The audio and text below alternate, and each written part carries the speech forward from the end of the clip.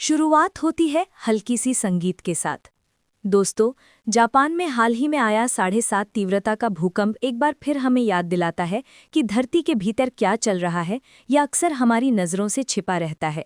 लेकिन असली सवाल ये है, क्या ऐसा ही खतरा भारत और एशिया पर भी मंडरा रहा है?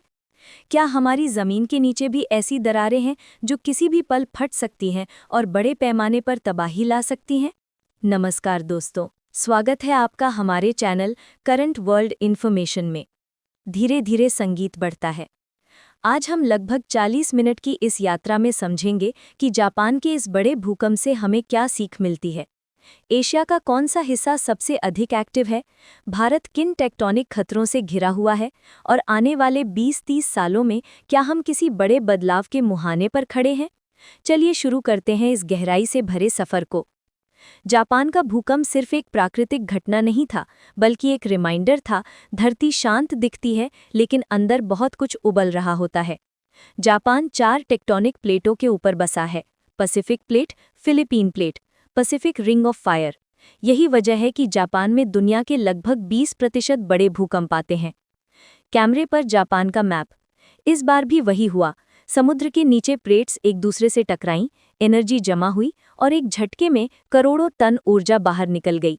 नतीजा, इमारतें हिली, समुद्री लहरें तूफानी बनी और हजारों लोग सुरक्षित जगहों पर भेजे गए। अब सवाल उठता है कि क्या सिर्फ जापान ही खतरे में है? नहीं, पूरा एशिया एक बड़े साइज़मिक बेल्ट का हिस्सा है। इंडिया से लेकर नेपाल, चीन, इंडोनेशिया, फिलीपींस, तुर्की, सब जगह अलग अलग तरह के भूवैज्ञानिक खतरे मौजूद हैं। धीरे धीरे नरेशन भारत की ओर मुड़ता है। भारत भी इस कहानी का एक महत्वपूर्ण हिस्सा है। बहुत से लोगों को पता नहीं होता कि भारत की जमीन हर साल लगभग 5 सेंटीमीटर उत्तर की ओर खिसक रही है। ये सुनकर आपको लगेगा, क्या फर्क पड़ता है? लेकिन फर्क पड़ता है, क्योंकि यही खिसकना हमें दुनिया के सबसे खतरनाक साइज़मिक जोन्स में डाल देता है। जब भारत की टेक्टोनिक प्लेट यूरेशियन प्लेट से टकराती है, तब हिमालय बनता है, और जहां पहाड़ बनते हैं वहां बड़े भूकंप भी आते हैं। धीरे धीरे विजुअल्स हिमालय के दिखते हैं। हिमालय आज भी बढ़ रहा है, यानी प्लेट्स आज भी टकरा रही हैं। यही कारण है कि उत्तर भारत, खासकर कश्मीर, हिमाचल, उत्तराखंड, बिहार, असम, इन जगहों पर बड़े अर्थक्वेक आने की संभावनाएं लगातार बनी रहती हैं। वैज्ञानिकों का मानना है कि आने वाले दशकों में हिमालयी क्षेत्र में 8 या उससे ऊपर का एक मेगा अर्थक्वेक हो सकता है। अब बात एशिया के बाकी हिस्सों की। इंडोनेशिया दुनिया के सबसे खतरनाक क्षेत्रों में से एक है। यहाँ हर साल 150 से भी अधिक भूकंप आते हैं। फिलीपींस में एक्टिव वॉल्केनोज की संख्या दुनिया में सबसे ज्यादा है। तुर्की एक बड़े फॉल्ट लाइन पर है, जहाँ 2023 और 2025 में बड़े भूकंप ने बहुत नुकसान पहुंचाया। थोड़ी देर ड्रामेटिक पॉज। तो सवाल है, क्या एशिया खतरे में है? जवाब है हाँ, लेकिन पूरी कहानी इससे बड़ी है। आज हम सिर्फ भूकंपों की नहीं, बल्कि 5 बड़े जियोलॉजिकल थ्रेट्स की भी बात करते हैं जो भारत और एशिया को प्रभावित कर सकते हैं। धीमी आवाज में सूची जैसा नरेशन। पहला खतरा, अर्थक्वेक्स।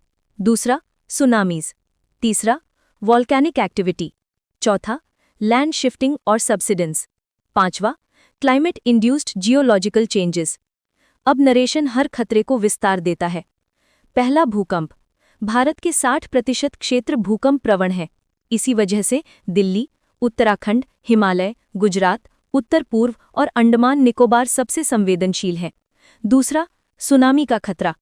हिंद महासागर में 2004 की सुनामी ने हमें याद दिलाया कि समुद्र के नीचे की भूगतिविधियां कितनी खतरनाक हो सकती हैं। तीसरा, वॉल्केनिक एक्टिविटी। भले ही भारत में एक्टिव वॉल्केनो कम है, लेकिन एशिया में इंडोनेशिया और फिलीपींस वॉल्केनिक रिंग पर है। इनकी हलचल सीधे भारतीय महासागर को प्रभावित कर सकती है। चौथा, लैंड शिफ्टिंग। भारत में कई शहर धीरे धीरे नीचे धंस रहे हैं, जैसे जोशीमठ। और पांचवा, क्लाइमेट चेंज। ये भूवैज्ञानिक खतरों को और तेज कर रहा है। नरेशन गहराई लेता है।